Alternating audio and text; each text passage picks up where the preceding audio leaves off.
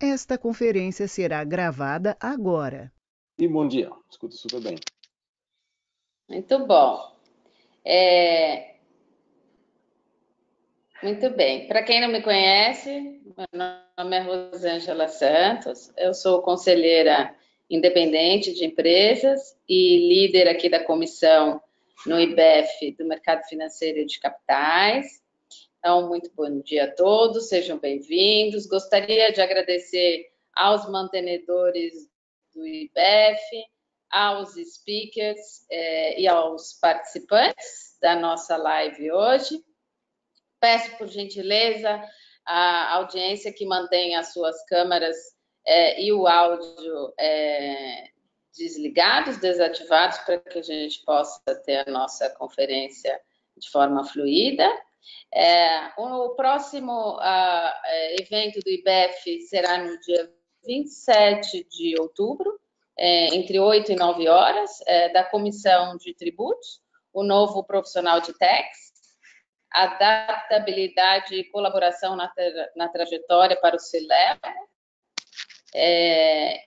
E agora eu inicio a nossa live de um tema muito atual, muito relevante, não só para o mercado financeiro, mas para o mundo dos negócios e impacto nas pessoas em si, que é a jornada do Open Banking no Brasil e a experiência europeia.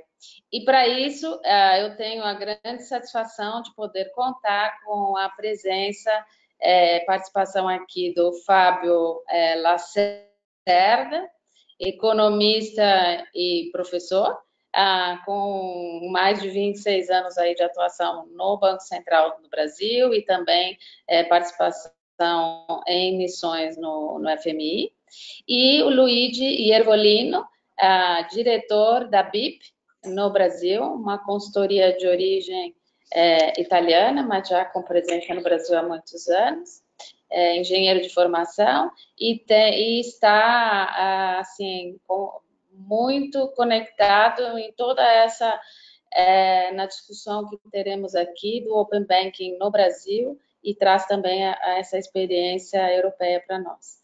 Então, agora eu vou abrir aqui, passar a palavra para os nossos painelistas, iniciando, o Fábio vai iniciar com as suas considerações iniciais. O nosso painel, ele terá duas dinâmicas, uma dos painelistas fazendo aí as suas considerações, e depois a gente vai abrir 20 minutos para perguntas. Espero que a gente tenha um painel bastante interativo com os nossos participantes. Então, por favor, Fábio, passo a palavra a você.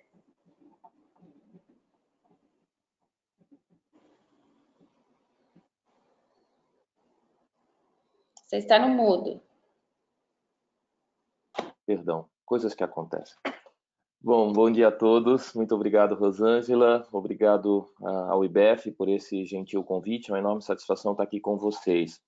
A proposta para iniciar esse nosso debate, eu até por ter a minha vivência de Banco Central do Brasil, embora eu não esteja aqui representando oficialmente o Banco Central do Brasil, eu vou tentar, nesses 10 primeiros minutos, fazer uma breve contextualização sobre o que é essa intervenção regulatória do Banco Central do Brasil que torna o Open Banking mandatório no Brasil. Então, quer dizer, isso não é algo que surge numa dinâmica natural do mercado, mas é uma intervenção regulatória. É o Estado que coloca a sua mão grande e afeta a forma como os negócios são conduzidos no nosso país.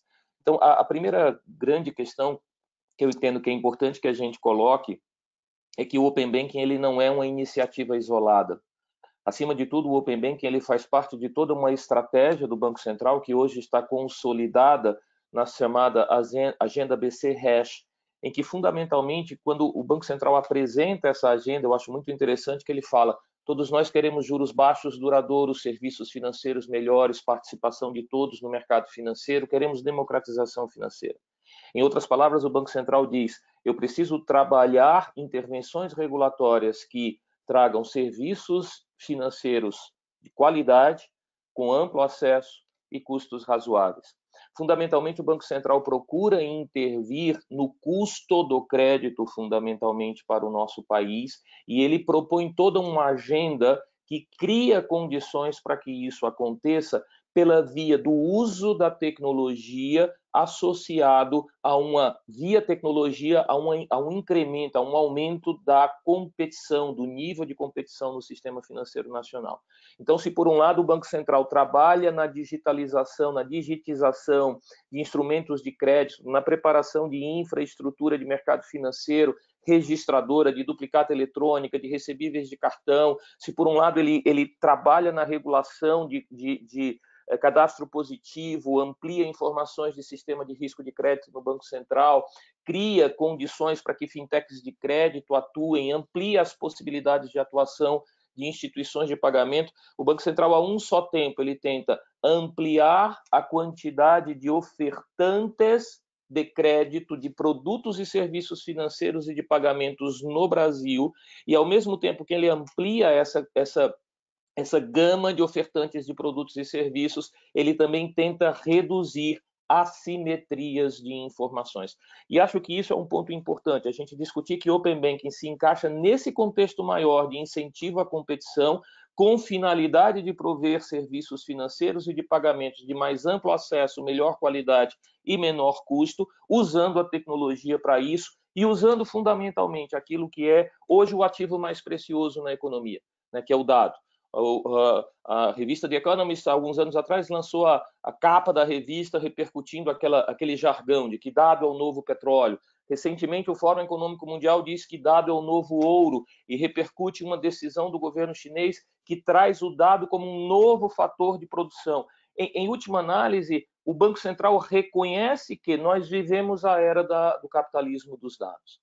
E a era do capitalismo dos dados, como é bem definido pela professora Sarah West, lá de Nova York, basicamente o capitalismo dos dados, ele preconiza que os nossos dados, aqueles que são o nosso rastro digital, na nossa vida digital, no nosso cotidiano digital, eles são hoje produto, eles são hoje insumo, eles são hoje fator de produção.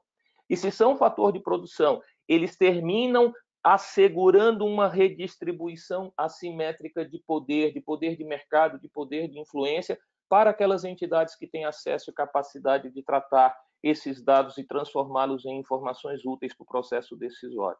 Então, vocês percebam, quando o Banco Central faz essa intervenção regulatória, eu insisto, é uma intervenção regulatória, com esse objetivo de aumentar a competição no sistema financeiro nacional, no sistema de pagamentos, o Banco Central diz, eu vou redistribuir, eu vou ampliar o acesso para aquele insumo mais valioso que hoje existe para a condução dos negócios, que é a informação que se constrói a partir dos dados. E aqui já vem um primeiro aspecto importante nessa comparação da experiência brasileira com a experiência de outros países do mundo. Nem todos os países que já implementaram alguma forma de Open Banking o fizeram da forma como nós fizemos no Brasil, tornando esse compartilhamento mandatório, definido em regra pelo órgão regulador. Você tem outras experiências que são totalmente market-driven, o mercado se organiza, o mercado efetivamente trabalha a padronização e as regras de disseminação ou de compartilhamento de dados. Há outras que o Estado basicamente ele é facilitador desse processo.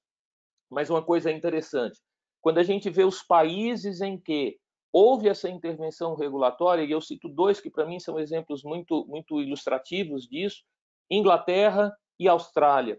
Nos dois casos não foram os bancos centrais dos respectivos países que capitanearam esse processo, e sim o CAD de cada local, o órgão responsável pela defesa da concorrência, porque de fato Open Banking ele tem essa carga de ampliar as possibilidades de oferta de produtos e serviços financeiros. A nossa estratégia de intervenção regulatória, portanto, ela é inspirada em diferentes experiências internacionais. O Banco Central ele foi realmente buscar conhecer a experiência britânica, a experiência da Europa continental com a PSD2, Singapura, Hong Kong, Austrália, Coreia, enfim, diferentes países foram examinados, as intervenções regulatórias foram estudadas para que nós construíssemos a nossa própria experiência. Em linhas muito gerais, o que é a experiência de Open Banking que o Banco Central está construindo no Brasil? Em primeiro lugar, deixar muito claro que o Open Banking não é a casa da mãe Joana informacional, não é? O Open Banking não significa que, a partir de uma determinada data, todos os nossos dados cadastrais e transacionais estarão absolutamente abertos para quem quiser olhá-los. Não. Fundamentalmente, quando o Banco Central entra com a proposta do Open Banking, ele diz: essa é uma proposta que empodera o consumidor, de produtos e serviços financeiros e de pagamentos, que efetivamente coloca o consumidor, o cidadão, no centro do processo decisório. Open Banking é compartilhamento de dados e informações, mas só acontecerá se houver o consentimento explícito do dono dos dados. De novo, o conceito do capitalismo de dados. São os nossos dados.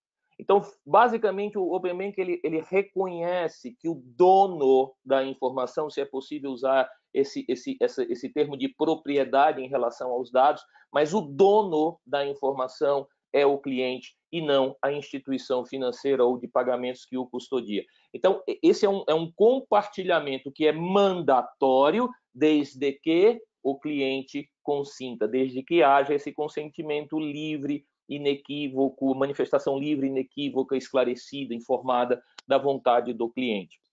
Muito bem, mas ok, depende do cliente, mas ele é mandatório. E é mandatório para quem? Não é? Eu acho que essa é uma informação importante para a gente passar. Ele é mandatório, em primeiro lugar, para os maiores bancos e instituições de pagamento do Brasil. Então, basicamente, o Banco Central segmentou o sistema financeiro em 5 segmentos. Os 2 primeiros, que são as instituições maiores, de maior relevância sistêmica, são os 12 maiores bancos no Brasil, eles são obrigados a participar. O que isso significa? Se uma fintech de crédito autorizada a funcionar pelo Banco Central vem lhe oferecer uma oportunidade de crédito, você diz, ok, me parece interessante, mas a fintech diz, mas eu preciso examinar o teu cadastro, eu preciso examinar o teu histórico transacional no banco onde você tem relacionamento. Você consente que eu faça essa busca da informação nos sistemas do banco, usando a tecnologia, usando as APIs, né? E eu não vou entrar no detalhe tecnológico, mas eu posso ir lá buscar a sua informação? Você diz sim, você pode, fintech de crédito autorizada a funcionar. Ela vai buscar a informação. No momento que ela busca a informação, ela diz, opa, se eu agora sou uma entidade receptora, eu também já me preparo para ser uma entidade doadora, que transmissora de informações. Percebam, é mandatório para os maiores, mas em relação aos demais, se você quiser participar do ecossistema, você tem que se preparar para receber e também para transmitir. Então, é obrigatório para estes e é fortemente incentivado para todos os demais. Percebem? E isso é um outro aspecto interessante, para todos os demais autorizados a funcionar, porque, basicamente, há riscos nisso tudo, é claro, não é? Há riscos de vazamento de informações ou coisa que o valha, de ataques cibernéticos, de uma condução de operação que não siga todos os padrões necessários de segurança. Então, o Banco Central ele cria esse modelo como um clube fechado das entidades autorizadas a funcionar, porque para essas entidades há toda uma proteção relacionada à segurança cibernética, que já está regulada e que é efetivamente supervisionada pelo Banco Central, segurança cibernética, risco operacional de uma forma mais abrangente e assim por diante. Bom, eu já acho que já falei demais, mas basicamente eu preciso só comentar que isso não acontecerá da noite para o dia. Começa agora, no mês que vem, em novembro, né, de 2020, começa a primeira fase, que são os dados públicos, os dados sobre produtos, serviços, taxas, tarifas, localização de agências das instituições financeiras. Isso será, sim, acesso público, como um Google Maps da vida, que é uma API aberta para todo o público. Essa é a primeira fase, que é a menos sensível. A partir do ano que vem, você tem todo um cronograma de implementação em que você começa fazendo o compartilhamento, ou permitindo o compartilhamento a partir do consentimento dos dados cadastrais e transacionais do seu relacionamento core com o banco. Eu estou falando fundamentalmente de crédito e depósitos.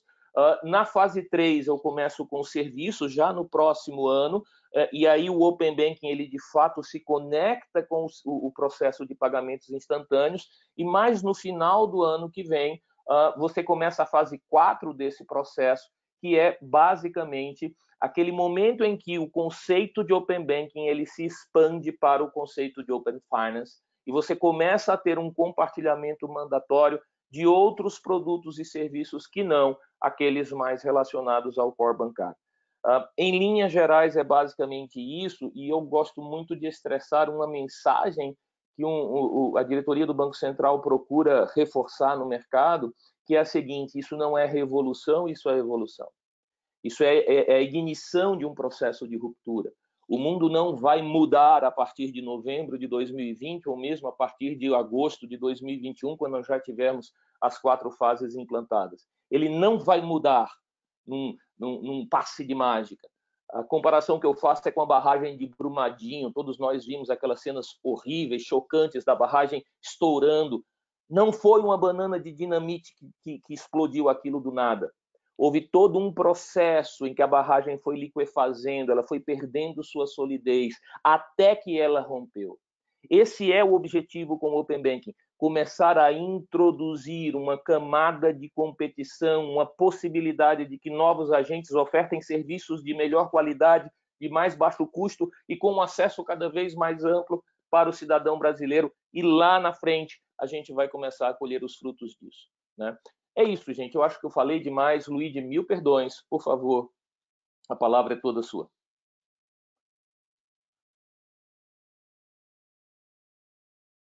Bom dia a todos. Primeiramente, obrigado pelo convite. É uma honra estar com vocês neste painel muito interessante, o IBF. Eu sou diretor da BIP.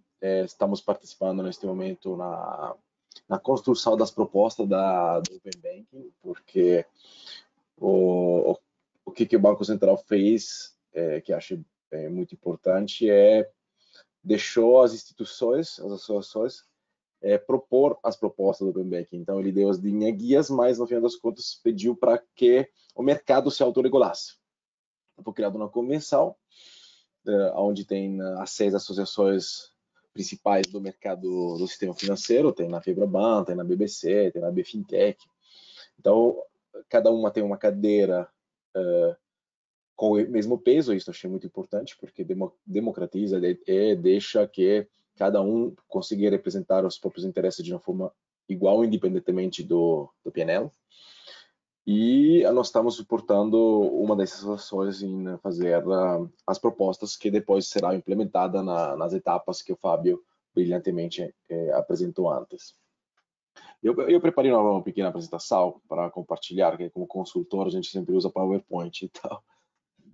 Aí vou compartilhar com vocês. Por favor, me avisem quando está visível.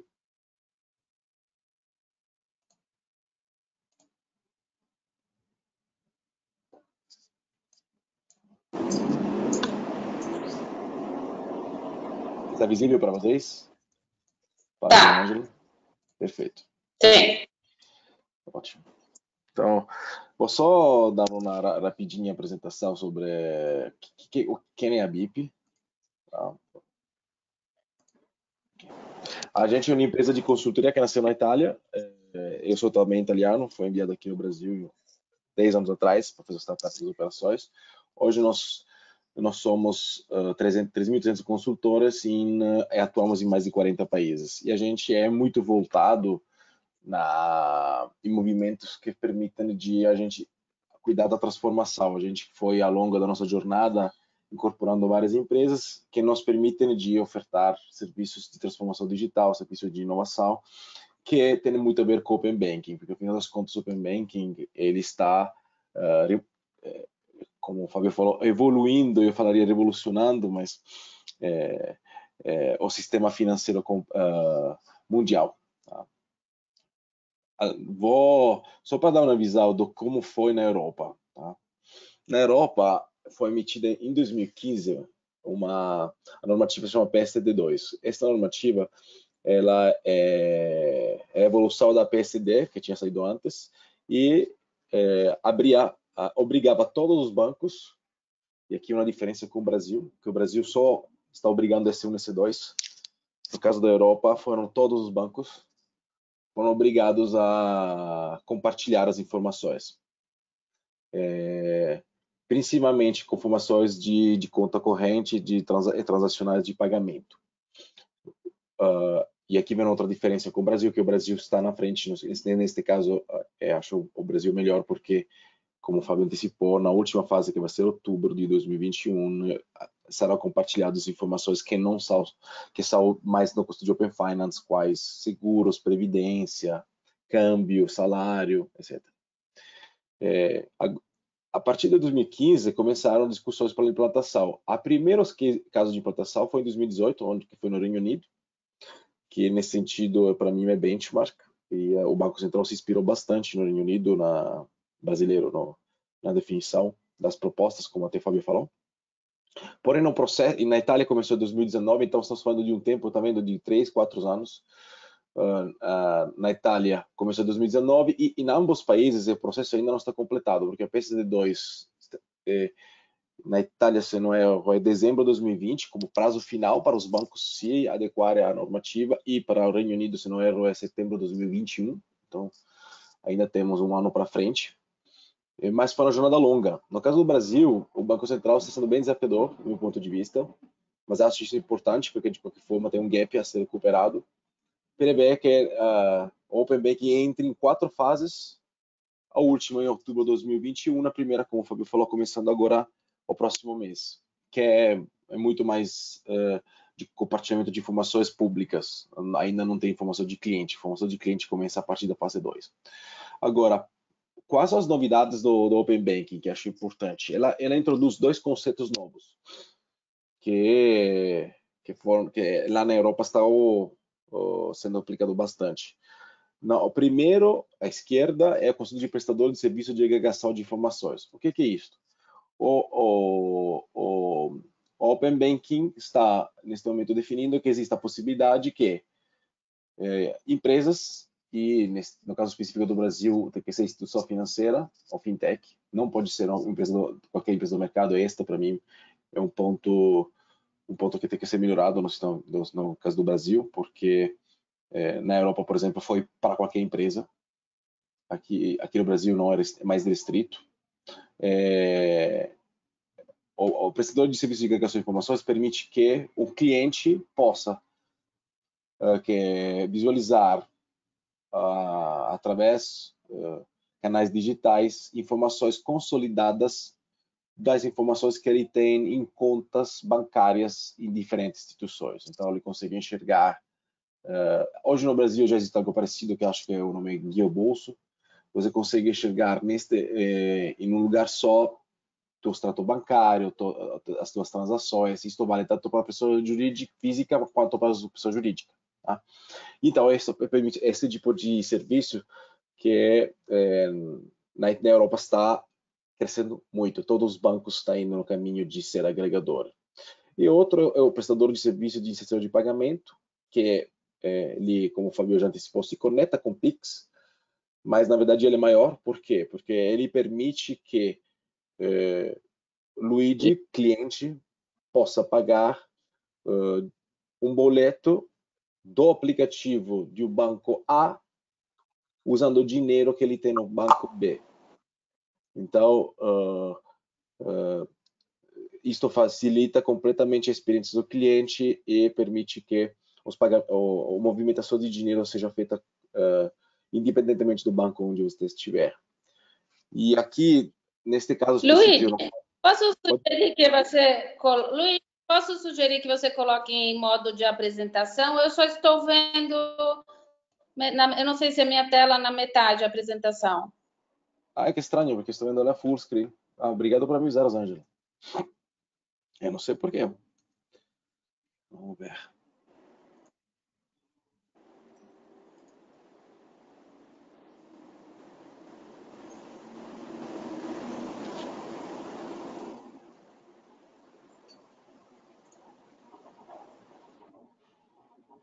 estava nessa slide aqui, eu estava avançando, Rosângela. Você está enxergando onde? Sim. Se eu colocar uma das apresentações... Agora novos modelos de negócios com Open Banking. Mas, agora sim. Agora foi? Uma da apresentação? Agora foi. Ok, Sim. obrigado por me avisar. O que para mim o Open Banking traz de benefícios? Além do compartilhamento de informações que o Fábio já antecipou, isso reduz simetria formativa de informações, cria oferta mais personalizada porque eu conheço melhor o cliente. E acho que para mim outra novidade importante é a padronização das APIs. Tanto é que o que nós estamos vendo lá na Europa não é só o compartilhamento de informações importante, mas o fato, e isto para empresas que fazem parte deste painel eu acho muito importante, é que eu começo a padronizar da forma como são criadas expostas aos APIs. Então, o que isso traz de benefício? Primeiro, eu consigo me integrar muito mais fácil com instituições, fintech, com banco, para ofertar novos produtos e melhorar a experiência do cliente, porque eu vou conseguir fazer, através dessas integrações, que o cliente não precisa mais, por exemplo, se eu contrato, se eu sou um banco que quer ofertar um seguro, que é um produto que eu não tenho no meu portfólio. Hoje eu faço uma parceria, provavelmente o cliente precisa de sair do meu banking e ir no site do parceiro para completar um processo. No caso da padronização da APIs, eu consigo fazer isso tudo integrado no banking do banco. Então, isso vai, no meu ponto de vista, transformar fortemente a forma como vai ser a interação dos clientes e a forma como as empresas podem se conectar com o banco. Então, daqui a pouco eu vou mostrar alguns cases. E por último, é a digitalização. O Open Banking só funciona em digital. Então, isto vai forçar uma tendência que vai ainda mais, na verdade, talvez não é a palavra forçar, mas vai continuar uma tendência que já está acontecendo no Brasil, na verdade, no mundo inteiro, porque o Covid forçou todo mundo, nesse caso foi forçado mesmo, a ser mais digital. Então, até os clientes, as empresas foram forçadas nessa transformação. No Brasil, Pix vai ainda mais nesse sentido, porque, de novo, estamos falando de pagamentos via canais digitais, instantâneos via canais digitais, porque Pix só funciona no canais digitais, e Open Banking continua. Para nós, o que vai mudar isso? Primeiro, os clientes vão se acostumar ainda mais a usar canais digitais, estava tendo uma tendência ainda mais forte, então as empresas têm que se preparar para as experiências, que hoje o cliente já está acostumado com a experiência do Google, do Facebook, da Amazon, então ele busca essas referências, então é muito importante que as empresas se preparem para ofertar uma experiência muito boa no canal digitais, e por último, a consequência para nós dessa digitalização é a redução dos custos operacionais. Eu consigo, mudando os meus processos, reduzir toda uma série de custos de back-office, por exemplo, que hoje tenho para poder executar os processos. Então, para mim, essa é uma mensagem que eu queria passar para vocês. Open Banking não é só compartilhamento, é mais do que isso. E quem conseguir aproveitar disso vai ter uma forte vantagem competitiva. Tá? Só dar uma ideia da Europa, dando um gancho com o que o Fábio estava falando, efetivamente o Open Banking começou a criar concorrência, que é um dos objetivos principais da iniciativa. E aí a gente começou a ver em vários países da Europa, UK, Reino Unido é aquele que é benchmark, referência, ele está na frente nesse sentido. A mensagem que eu queria dizer, passar para vocês, houve uma forte concorrência porque começaram a entrar novo player no mercado. Principalmente em quê? Em cinco áreas: finanças pessoais, poupança, gestão da poupança, empréstimos instantâneos para pequena empresa, média empresa, bank as a services e todo o mundo relacionado a rating. Então, scoring instantâneo, tem a parte de até antifraude com Know Your Customer, então conseguir validar os customers. Sobre a parte de iniciativa de pagamento, que também teve na Europa, porque a PSD2 é muito parecida com a normativa aqui no Brasil, ele está em estágio embrionário. Então, todo mundo foi indo no caminho de agregador de informações para ofertar esses serviços. E em termos de jornada, o que aconteceu? Foi lançada a normativa, a regulamentação, desculpa. Todo mundo começou a virar compliance e começaram na fase de exploração de dados. Começaram a entender como eu consigo monetizar as informações que eu tenho. E aí, como o Fábio estava falando, o dado é ouro. Então começa a explorar. E neste momento, aonde está o setor financeiro italiano? Está que as instituições ou viraram agregadoras, então a primeira setinha, modelo de PIS ou PSAI, e no caso avançado Fabric, que é uma fintech italiana, mas de propriedade de um banco, ela criou uma plataforma aberta. O que é uma plataforma aberta? É um marketplace onde, ao invés de eu vender,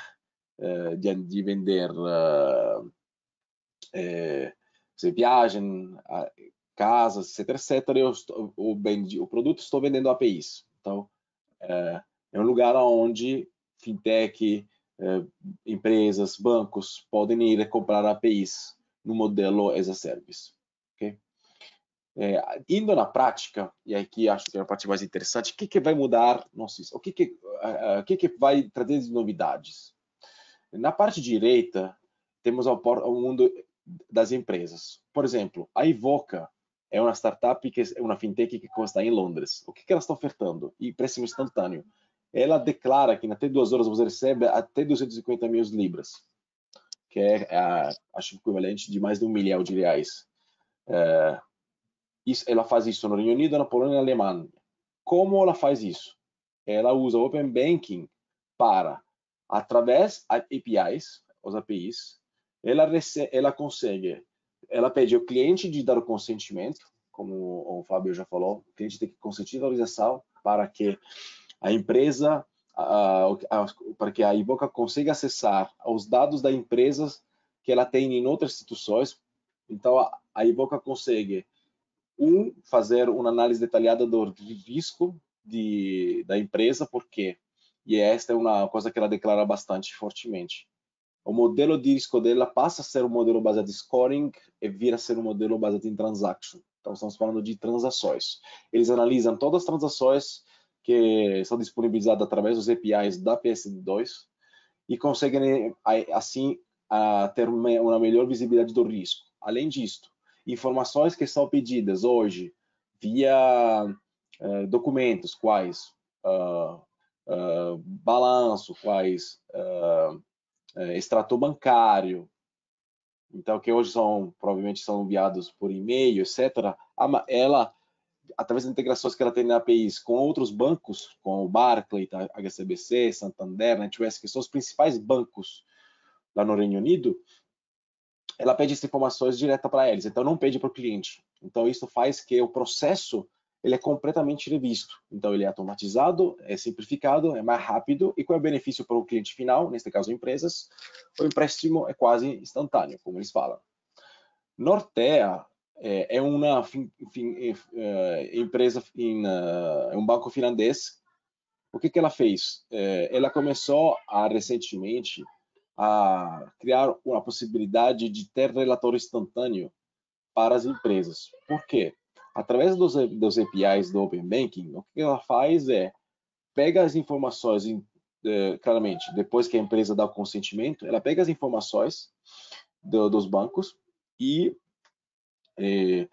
reconstrui a DRE, reconstrui uma visão do fluxo de caixa única e consolidada. E este é algo que outras instituições financeiras estão buscando implementar, porque efetivamente estão vendo que é algo que as empresas estão buscando muito, e também porque são elementos que permitem de simplificar, ou pelo menos fomentar a vontade dos clientes, empresas, neste caso, dar consentimento aos seus dados, porque lembrando, o Open Banking, como o Fábio falou, só existe se o cliente dar consentimento.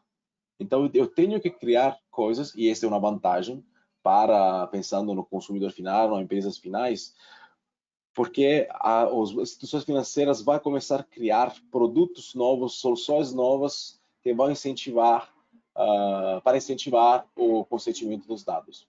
Okay?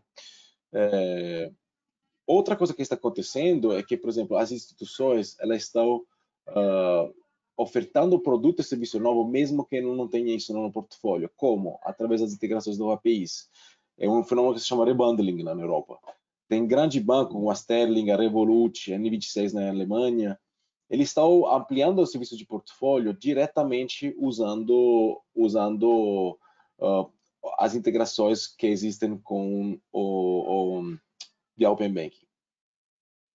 Outra coisa que eu acho importante para vocês empresas, que isso vai também ajudar muito com o Open Banking, é que os bancos estão indo no caminho de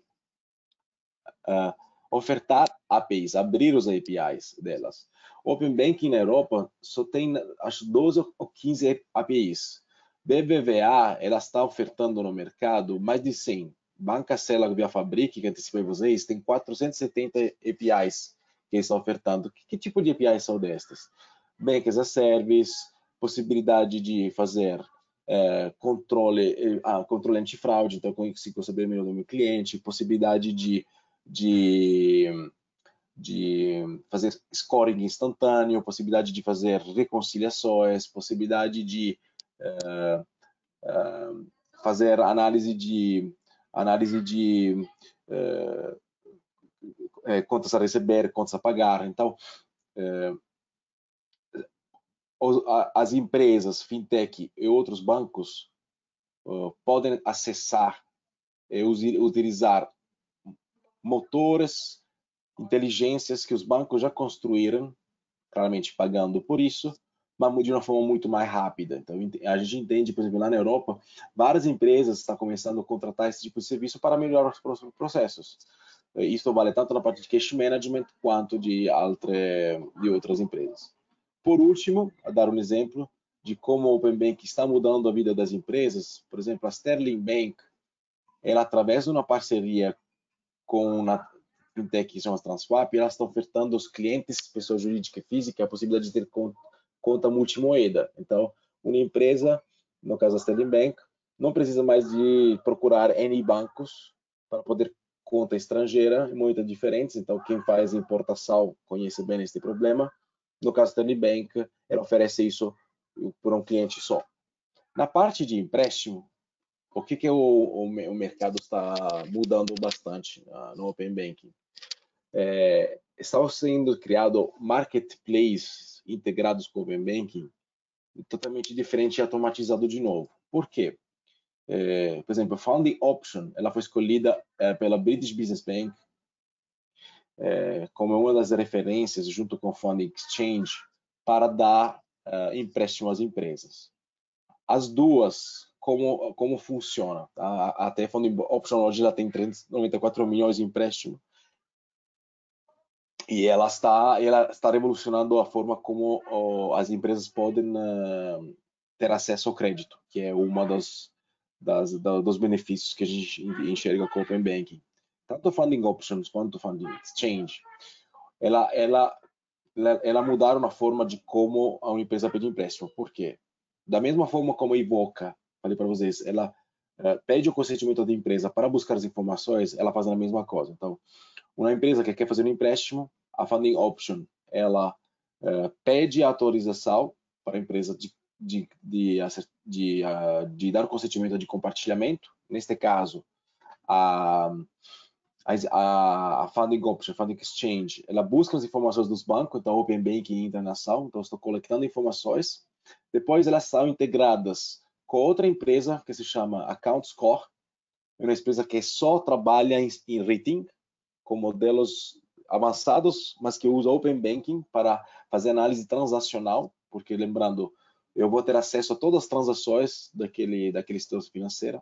Então, a Funding Option, a Funding Exchange pega as informações, passa para a Account Score analisa, mastiga as informações, prepara ela de um formato que permita de analisar melhor o risco de crédito daquela empresa, e depois Funding Option, Funding Exchange recebem de volta as informações, tudo via Open Banking, e passa para as empresas de financiamento, para que elas recebam todas as informações já prontas e façam uma análise rápida do empréstimo. Então, eles falam que em um dia você já recebe a proposta pronta de empréstimo de empresas e é tudo digital. Então, a Funding Option tem mais de 100 instituições agora plugadas na própria plataforma.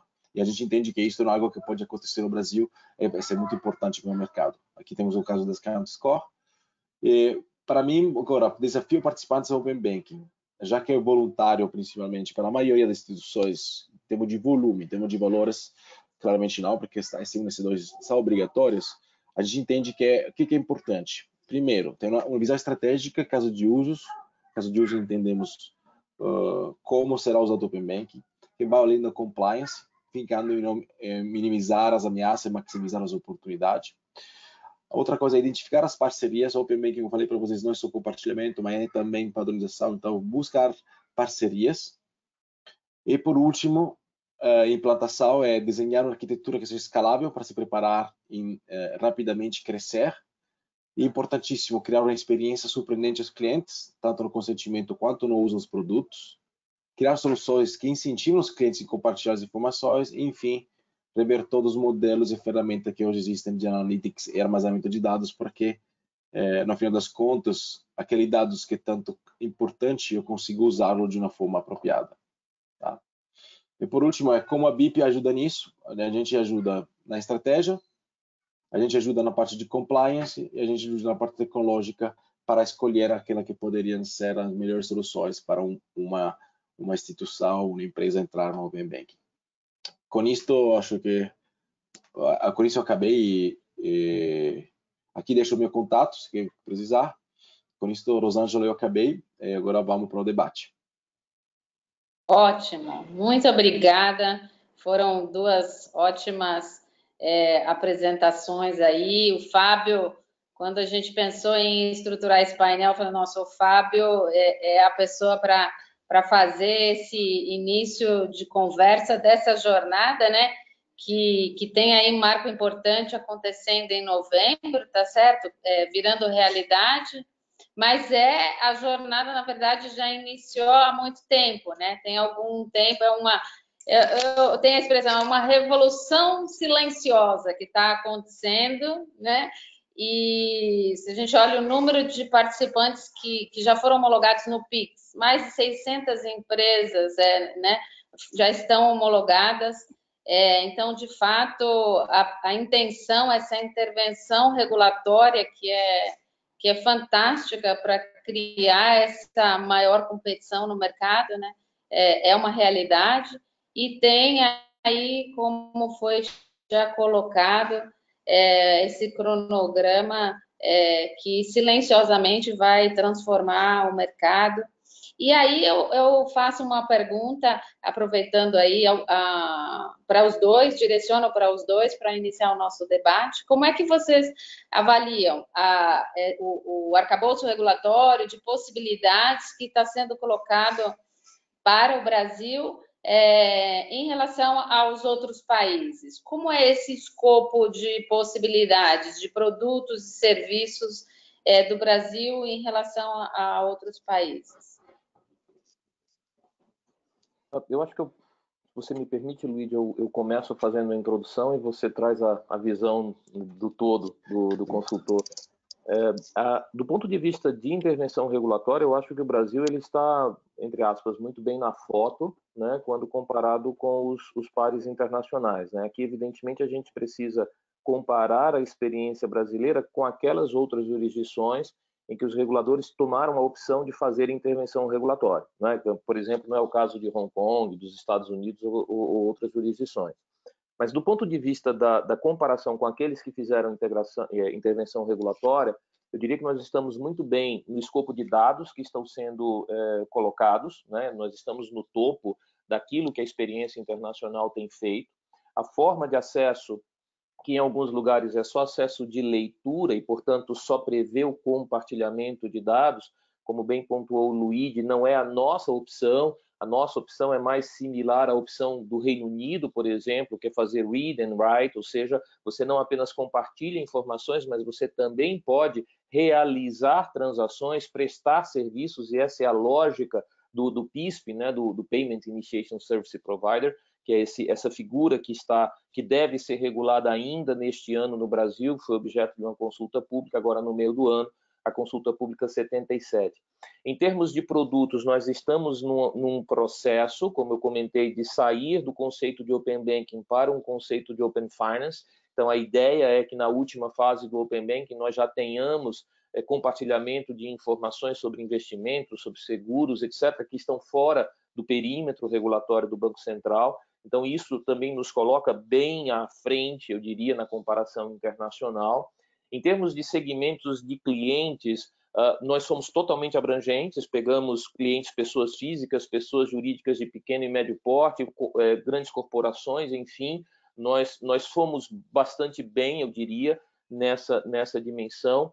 E acho que o Luigi trouxe um ponto importante, que nesse aspecto o Brasil ele se diferencia de outras experiências, ele é menos audacioso, que é no conceito da abrangência dos participantes. Como esse foi um processo que começou pelo Banco Central do Brasil, apenas as entidades que estão sob o perímetro regulatório do Banco Central do Brasil foram abrangidas. Então, num primeiro momento, instituição financeira, instituição de pagamento, e está sendo criada essa nova figura, que é o iniciador de transação de pagamentos, equivale ao PISP na Europa, porque a lei de arranjos de instituições de pagamentos, a Lei 12.865, nos dá amparo para fazer isso. Veja, nós não conseguimos no Brasil regular um guia-bolso da vida, que é claramente um exemplo do third party provider, né, que é essa figura do ISP lá na Europa. Nós não podemos regular um guia-bolso porque não temos mandato legal para isso no âmbito do Banco Central. É igual o Banco Central não poder regular hoje exchanges de criptomoedas porque não existe mandato legal para fazer isso. Então, nessa perspectiva, sim, a nossa regra de Open Banking no Brasil é menos ousada que a experiência europeia, é menos ousada que a experiência australiana, por exemplo, que basicamente usa o conceito de Open Banking já quase para mimetizar o que hoje nós temos com o cadastro positivo no Brasil, né, que vai buscar, inclusive, dados e informações de provedores de utilities, né, água, gás, energia, etc. Então, eu diria que, no geral, nós estamos muito bem quando comparados ao padrão internacional ou às experiências internacionais de intervenção regulatória, mas, efetivamente, nesse aspecto do rol de participantes, ainda com alguma limitação. Luigi, por favor, se você puder agora completar. Não, eu só adicionaria que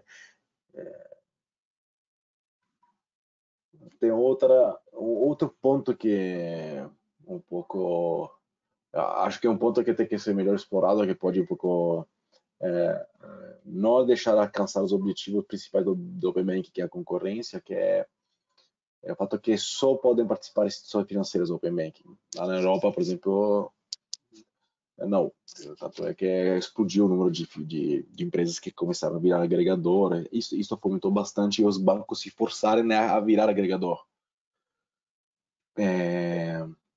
Então, isso entendo algo que tem que ser melhor explorado no Brasil, porque pode efetivamente ser um elemento que possa não fomentar tanto a concorrência quanto aconteceu na Europa. A minha percepção, Luiz, se você me permite só um comentário, de fato nós temos essa restrição de mandato legal, mas isso não impede, por exemplo, que empresas de diferentes setores elas migrem para o sistema financeiro regulado, seja com uma fintech de crédito ou com instituição de pagamento de pequeno porte, e a partir dessa presença no sistema regulado, passem a ofertar serviços de agregação, por exemplo. Nós entendemos que isso é uma limitação, mas que não é um impeditivo. Não, por isso que eu falo que é um ponto que tem que ser bem trabalhado, porque eu concordo contigo. Só que, por exemplo, hoje demora um ano para você aprovar uma fintech, para poder operar. Então, o tempo médio que eu saiba é esta, para aprovação. Então, é importante que, por exemplo, esse tempo se reduza. Então, se eu consigo aprovar uma fintech em 2 meses, aí concordo contigo, o problema não existe mais, no final das contas. Então, acho que tem algumas coisas do sistema que precisam de ser melhoradas, tá? Nesse sentido, mas não são impeditivos. Do contrário, eu acredito que o movimento do Brasil está indo na frente, porque o Open Finance está sendo discutido lá na Europa agora. O Brasil já começou falando, não vamos falar diretamente de Open Finance. Nesse sentido, eu acho muito legal. Angela, acho que respondemos as tuas perguntas. Não sei se alguém tem outras perguntas para nós.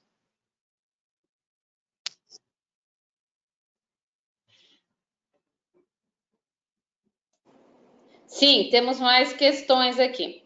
A Lilian Guerreiro nos pergunta, tendo em vista que já está no estágio avançado a implementação do Open Banking na Europa para pessoas físicas e jurídicas, que dados temos para que materializem essa oportunidade de crescimento, que já tenha sido concretizado?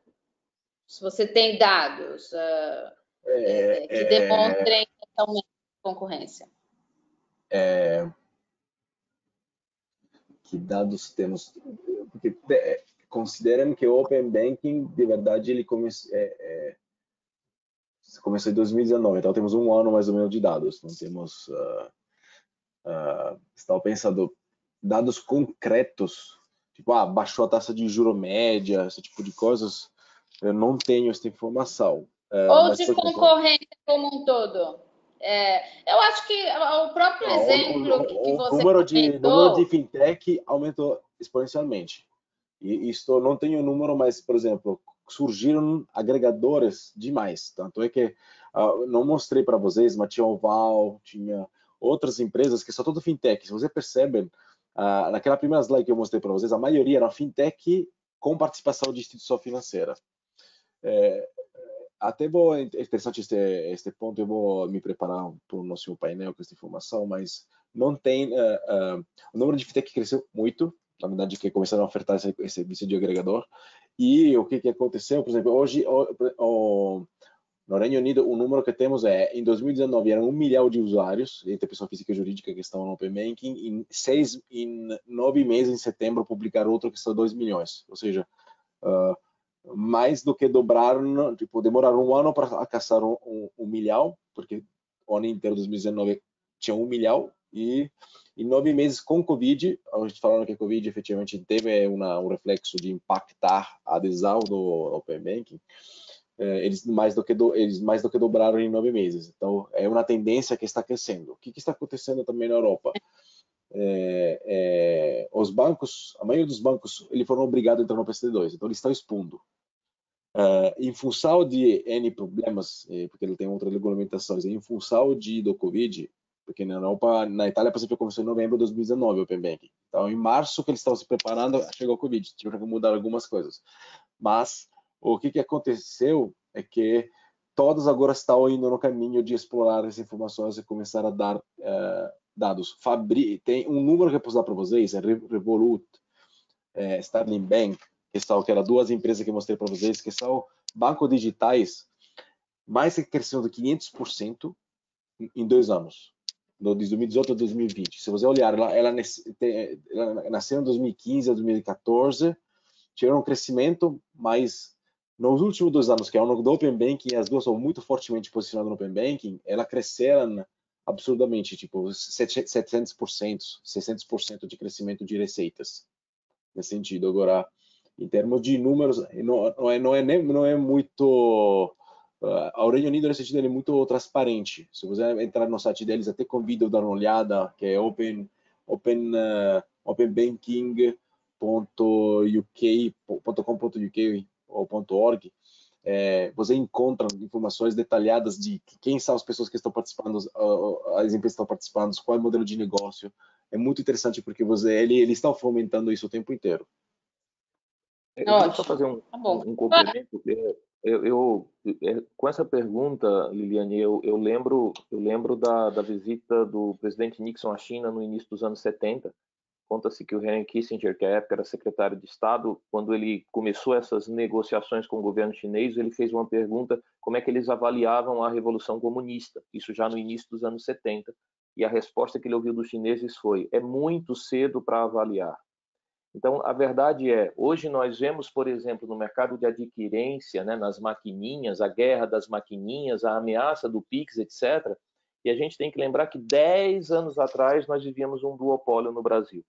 Então, o impacto, eu diria, financeiro, o impacto de redução objetiva de juros, de ampliação de oferta de serviços, ele tende a ser um resultado ao longo do tempo. O que efetivamente a gente enxerga é sim um resultado de ampliação do mercado ofertante.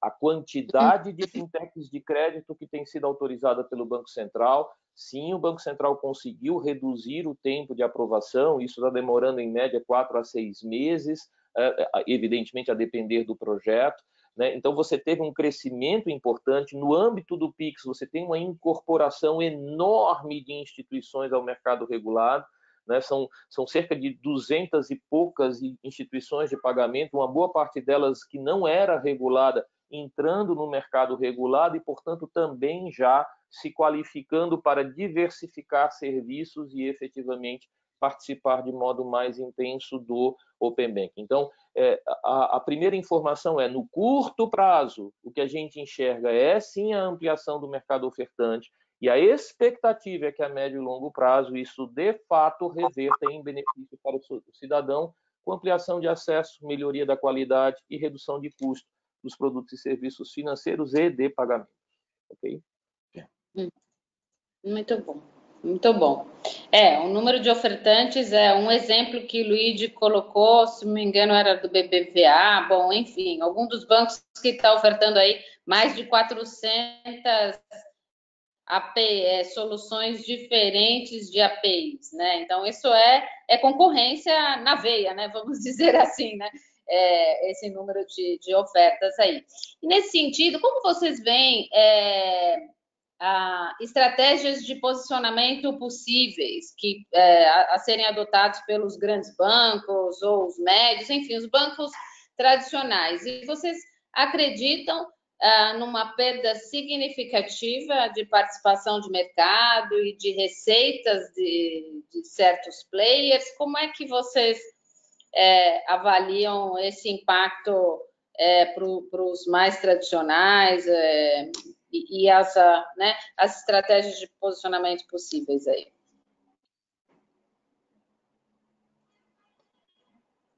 Fábio, quer responder ou posso responder? Assim, bom, a percepção é que é a questão do darwinismo dos negócios, né? Não será o mais forte que vai sobreviver, que vai prosperar, mas sim aquele que for mais adaptável, aquele que souber se adaptar aos novos tempos. Toda vez que eu interajo com o ecossistema de fintechs, eu digo, vocês estão entrando num mercado competitivo que tem espetaculares competidores. Os nossos bancos brasileiros são muito bons e muito competentes. E eles efetivamente não ficarão passivos e não estão passivos diante dessa concorrência que vem de fintechs, que virá de big techs, que virá do e-commerce brasileiro, que virá de diferentes agentes que efetivamente descobrirão que não é tão complicado assim ofertar ou integrar produtos e serviços financeiros e de pagamentos aos seus negócios. Então, os bancos que souberem se adaptar a essa nova realidade e souberem utilizar o Open Banking, os pagamentos instantâneos, todo esse processo de digitalização dos negócios bancários, se eles souberem se aproveitar disso, eles prosperarão. Sim, haverá perda de margem, e isso é objetivo de política pública também. Quando o Banco Central decompõe o spread bancário, ele aponta, eu tenho aqui a cunha fiscal, eu tenho a despesa administrativa, eu tenho inadimplência e tenho a margem. E o Banco Central vem tentando atuar nas 3 dimensões que ele pode. Ele não pode trabalhar na cunha fiscal, mas trabalha na redução de despesa administrativa com regra mais proporcional, trabalha na dimensão da inadimplência com redução de assimetria de informações e melhoria de qualidade das garantias, e trabalha na margem via ampliação de concorrência. Então, sim, haverá perda de margem, haverá perda de receita com PIX, haverá sim maior concorrência e, portanto, pressão sobre preços com a implantação do Open Banking. Mas, se por um lado há essa ameaça competitiva, por outro também há um oceano de novas oportunidades que as instituições financeiras podem aproveitar, sempre lembrando em benefício do cidadão, em benefício do usuário. Acima de tudo, as empresas precisarão se adaptar a esse novo momento, literalmente acompanhando a maneira de ser dos millennials, abandonando o foco na lealdade à sua instituição tradicional. Né? Não há mais que se falar em lealdade à instituição que me presta serviço há 2 décadas, há 3 décadas, e sim lealdade àquela instituição que me traz um serviço de melhor qualidade e custo mais barato. E haverá muitas ofertando isso. De novo, instituições financeiras que são novas entrantes, bancos tradicionais, fintechs, big techs, outros players que nem estão no nosso radar atualmente. Ok? Completando o teu ponto, Fábio. Eu acho que pode ter impacto na receita, sim. Em termos de margem, eu falaria como o consultor fala, depende. Por quê? Porque se os bancos aproveitarem, como mostrei em alguns cases para vocês, a oportunidade, obviamente, para fazer eficiência, ou seja, para automatizar aqueles processos, então, transformar toda a ineficiência que ele tem, ou parte que eles têm muito burocrática, que é papel, processos manuais e tudo, se eles aproveitarem esse movimento, provavelmente isso pode compensar. Tá? Então, tem o fato que o cliente vai ser tudo no transformação digital. Então, se ele aproveitar nesses movimentos para digitalizar, então fazer eficiência, eu não sei se vai ter impacto na margem, primeiro ponto. Então, com receita, provavelmente sim, na parte de ameaça, mas também, como você falou, é oportunidade. Por exemplo, tem empresas que estão ofertando lá na Europa, eles analisam a extrato de cartão de crédito, eles enxergam que você comprou na passagem para o italiano comprou na passagem para Nova York. Então, eles podem ver algumas dependendo do conteúdo, conseguem analisar isso. Então, o que ele está fazendo é ofertando seguro de viagem. Então, eles estão criando, com base no Open Banking, estão tendo acesso a informações e podem dar uma oferta personalizada ao cliente que antes não teria essa informação. Então, se eu sou um banco que vende também seguro, eu sei que o Luigi comprou na passagem para Nova York, vou ofertar uma seguro viagem. Mesmo que ele não tinha me pedido, eu estou sendo proativo. E provavelmente essa viagem, seguro viagem, é importante para ele. Então, não é invasão de dados, mas sim, como o Netflix faz, como a Amazon faz, usar os dados para criar uma experiência ainda melhor para o cliente e simplificar a vida. Então, não é um invasão, mas é se ajudar. E aí, nesse caso, eu acho que pode criar novas receitas. Okay. Bom, não sei se a gente tem tempo para mais uma perguntinha. Na verdade, estamos já avançando aqui no tempo, mas eu tenho uma última. E depois, se vocês puderem fazer suas considerações finais, infelizmente eu não queria avançar muito no tempo que nós nos comprometemos, né? Todos têm compromissos, mas pensando na gestão operacional financeira das empresas, uma visão 360 graus dos processos.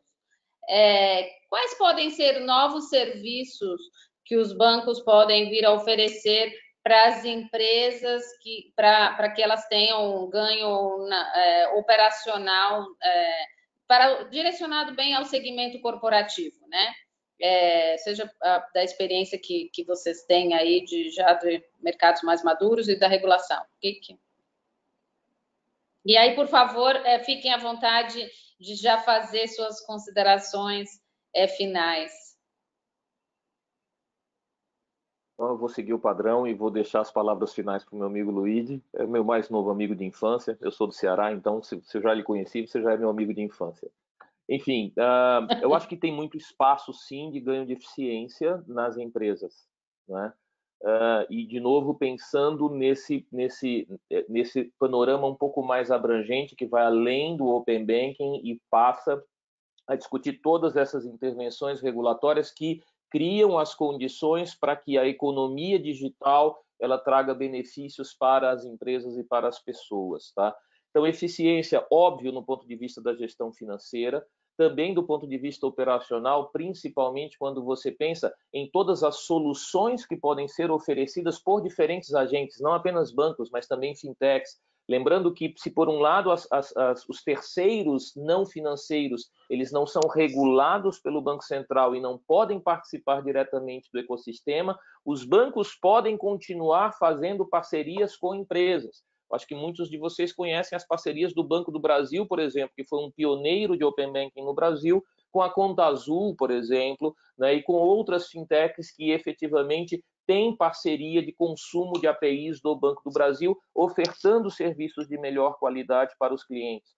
No contexto do Pix, toda a possibilidade de você agregar à mensageria de pagamento outras informações que são úteis ao processo de conciliação, por exemplo, e de novo isso pode acontecer também no contexto do Open Banking, tudo isso incorpora eficiência operacional no processo de gestão financeira, né, nessa conciliação aqui de pagamentos e vendas. Eu acho que, de um modo geral, é isso que eu poderia falar para os executivos de finanças que são associados ao IBEF e que estão nos acompanhando. Mas, acima de tudo, todo esse processo de intervenção regulatória, ele é focado no cidadão, é focado no cliente. É para empoderar o cliente. Se o executivo financeiro não tiver conhecimento disso tudo e não exercer pressão sobre os seus ofertantes, sobre os seus prestadores de serviços, se ele não sancionar, se ele não corroborar a pressão competitiva que o Banco Central procura estimular, nada disso vai acontecer, tá bom? Eu acho que com isso eu preciso encerrar e agradecer imensamente mais uma vez ao convite do IBEF e em especial a todos aqueles que nos acompanharam nesse evento. Muito obrigado a todos. Tenham um bom dia. Luiz, por favor. Eu só complementando, acho que o mundo dos APIs é onde efetivamente as empresas vai ter um forte ganho. Tem empresas lá fora que estão começando a criar APIs, claramente não de compliance, mas que podem ajudar, por exemplo, fazer uma análise de geomarketing, fazer análise de onde eu abrir uma loja. Eles têm informações. Então, no momento que os bancos começam nesse caminho de começar a expor informações elaboradas, e aí vem no galão, eles chamam de API Premium,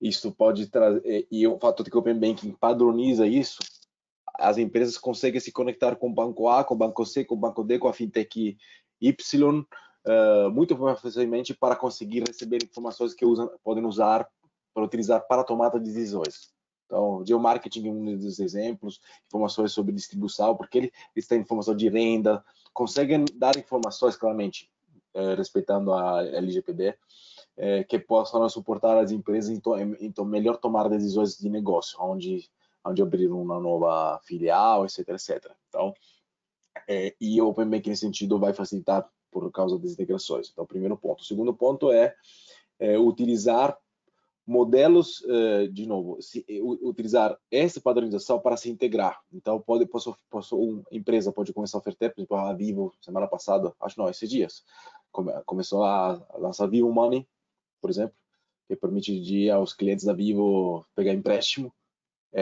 Isto é um Bank as a Service, então eles estão contando o serviço. Então, à medida e Bank as a Service já existe hoje. O que o Open Banking vai fazer? Vai simplificar, vai padronizar isso. Então, vai ser muito mais fácil hoje me plugar do que amanhã, desculpa, do que hoje. Então, isso pode fazer que algum tipo de empresa possa tomar decisões igual a Vivo ou outro tipo de situações. Então, nesse sentido, mais do que eficiência é receita, mas, e além disso, de utilizar um módulo que o banco já tem de conciliação, de gestão de pagamento, de account receivable, tudo isso que via integração. Então, não preciso de utilizar o Open Banking ou Home Banking do banco. Eu posso receber tudo isso em um lugar só e, se eu sou uma empresa que tenho 4 bancos, com o agregador que eu mostrei para vocês, eu consigo fazer isso tudo em um lugar só. Então, fica mais simples. Então, nesse sentido, eu entendo que vai ter um impacto muito forte nos back-office das empresas, tá? Que hoje existem vários processos de consultoria, a gente vê isso. Toda a parte de contas a pagar, contas a receber, eles são bastante pesados para gerenciar toda a parte de arrecadação, de cobrança. Todos esses processos com o Open Banking eles podem ser simplificados, tá? Tanto porque digitalizou eles, quanto porque me integrou com bancos que já têm modelos prontos, ou sistemas prontos, e aí eu consigo trabalhar de uma forma diferente e mais automatizada. E encerrando, agradeço de novo pelo invite, foi muito bom bater esse papo com vocês. A gente, como BIP, nós estamos honrados de participar dessa jornada do Brasil. Eu, como italiano, me sinto ainda mais porque estou tendo o prazer, a possibilidade de contribuir um pouquinho nessa transformação que eu entendo vai ser importantíssima para o sistema financeiro brasileiro e para os brasileiros, porque no final das contas é eles que vão sentir na pele essas mudanças. Muito obrigada mesmo. Foi uma grande satisfação compartilhar com vocês aqui desse debate. Fica aqui o convite para uma próxima conversa daqui 6 meses, quando a gente estiver mais avançado aí nos processos. Espero que a gente possa estar juntos de novo e falar sobre a história que está sendo construída. Um bom dia a todos, muito obrigada pela participação de todos. Um abraço. Tchau, tchau. Tchau, tchau.